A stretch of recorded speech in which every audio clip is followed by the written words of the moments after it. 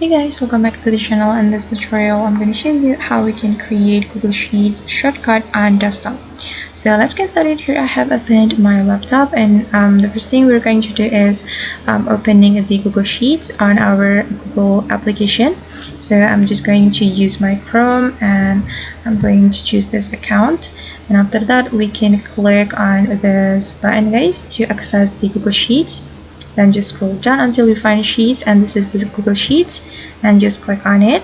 And if you want to create shortcut, we just need to click on this three dots button, then click on more tools right here. Then you can click on create a shortcut. Then you can name your shortcut, and for example I'm just going to name it Sheets. Then we can click on create right here. Okay, and we can skip this step if we don't want to add this sheets to our taskbar, and just click on no thanks right here. Then just check the shortcut that we have just created, and this is the shortcut guys, and we just need to click on it if we want to open our Google Sheets. So I'm going to open the Google Sheets.